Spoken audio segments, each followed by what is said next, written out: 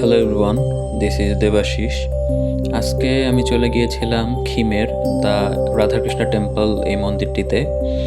বিদেশে আসার পর এটি আমার ছিল প্রথম মন্দির দেখা। এর আগে অবশ্যই এই মন্দিরটিতে একদিন এসেছিলাম। প্রতি রবিবারে এখানে বিভিন্ন অনুষ্ঠানের আয়োজন করা হয়ে থাকে, তবে আজকে যেহেতু এক দাদা ওনার মেয়ে হয়েছে, সে উপলক্ষে তিনি একটি বৈষ্ণব সেবার আয়োজন করেছিলেন। তো গিয়ে দেখতে পেলাম সমস্ত দাদা ভক্তরা সবাই এখানে বসে কীর্তন করছে, কীর্তন শুনছেন।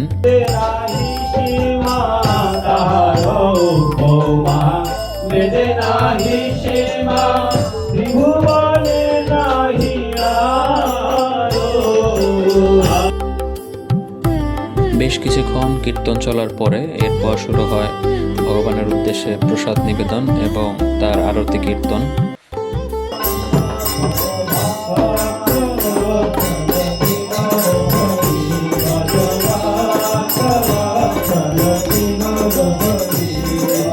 কীর্তন বা সংকীর্তনে ছিলেন প্রশান্ত দাদা এবং শুভময় দাদা। তারা আসলে খুবই ভালো নাম সংকীর্তন করে থাকেন এবং সবাই সেখানে মুগ্ধ হয়ে তাদের নাম সংকীর্তন শুনছেন।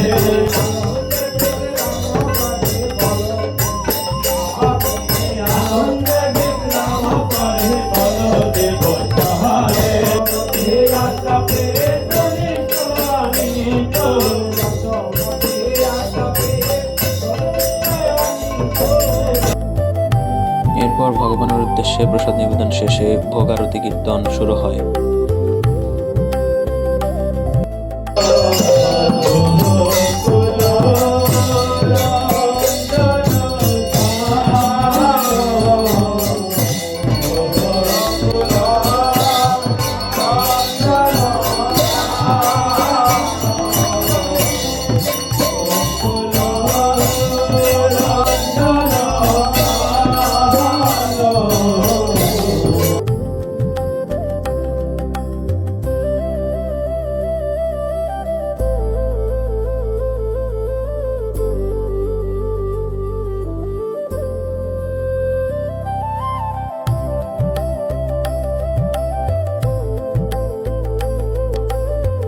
এরপরে শুরু হয় গীতা পাঠ এবং আমাদের মাঝে শুভময় বিশ্বাস দাদা তার সুন্দর সাবলীল প্রাণোজ্জ্বল ভাষায় খুব সুন্দর করে আমাদের উদ্দেশ্যে গীতা পাঠ করছিলেন এবং সবাই তা খুব মনোযোগ সহকারে শ্রবণ করছিলেন।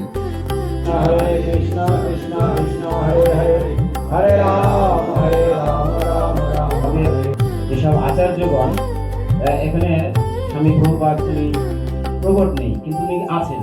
কিভাবে আছেন? ভক্তরা সবসময় নিত্য লীলা, তারা ভগবানের সাথে যুক্ত আছেন। তারা নিত্য লীলা, আমরা বলি সবসময় তারা নিত্য লীলা করতেছেন ভগবানের সাথে। এরপরে শুরু হয় প্রসাদ বিতরণের পালা। তো আমি সিদ্ধান্ত নেই আজকে মন্দিরে যত রকমের প্রসাদের আয়োজন করা হয়েছে সব রকম প্রসাদই দেখানোর জন্য, কারণ আজকের প্রসাদের পদগুলো আসলে শেষই হচ্ছিল না। প্রায় 8 থেকে 10 রকমের প্রসাদের আয়োজন করা হয় এবং আমি চেষ্টা করি সবগুলোর একটু ভিডিও ধারণ করতে। শুরুতেই অন্যের সাথে ছিল করলা ভাজি, সালাদ, লেবু। এরপরে আসতে থাকে একের পর এক পদ। এরপরে চলে আসে মিষ্টি কুমড়ো ফুলের পাকোড়া, সাথে মিক্স সবজি এবং একটা শাক ভাজা।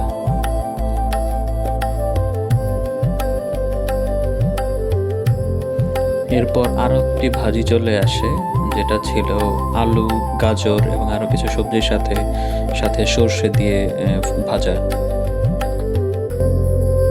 এরপর পরি চলে আসে পনিরের তরকারি, যেটা ছিল খুবই সুস্বাদু।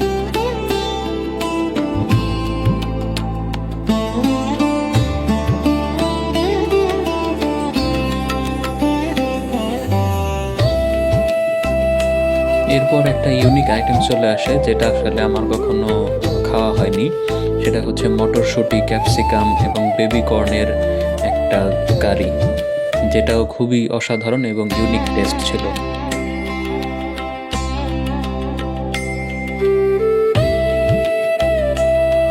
এরপর চলে আসে হচ্ছে ডাল, এবং ডালের ভিতরে লাউ এবং অন্যান্য সবজি ছিল, যেটাও ছিল খুবই অসাধারণ। আসলে মন্দিরে খেতে গেলে পেট ভরে যাচ্ছে কিনা তার খেয়াল থাকে না, কারণ অনেক অনেক পদের আয়োজন করা হয়ে থাকে। দেখা যায় সবগুলো খাবারের পদ যদি অল্প অল্প করে খাওয়া হয় তাহলে অনেক খাবার খাওয়া হয়ে যায়। যাই হোক, এরপরে চলে আসে হচ্ছে আবার পাকোড়া এবং এরপরে চাটনি।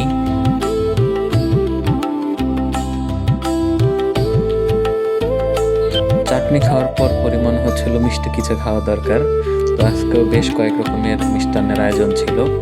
শুরুতে পায়েস, সেটাও ছিল বাদাম কিশমিশ এ ভরপুর, এবং এর সাথে সাথে আবার রসগোল্লার আয়োজন করা হয়েছিল। তো রসগোল্লা আসলে আমার এতটাই ফেভারিট যেটা বলার মতো না।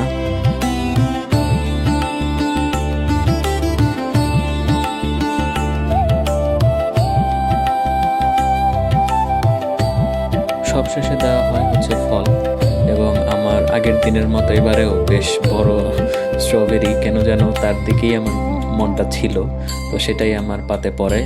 এবং সেই যারা বিতরণ করছিল সেই দাদা মনে হয় বুঝতে পেরেছিল আসলে আমার মিষ্টি কতটা পছন্দ, যার কারণে তিনি আমাকে আবার আরেকটা রসগোল্লা দেন। তো এই ছিল আজকের ছোট্ট একটি ভিডিও, যেখানে আমি চেষ্টা করেছি মন্দিরের কিছু সময় তুলে ধরার জন্য। ভুল ত্রুটি হলে ক্ষমা করবেন। ধন্যবাদ।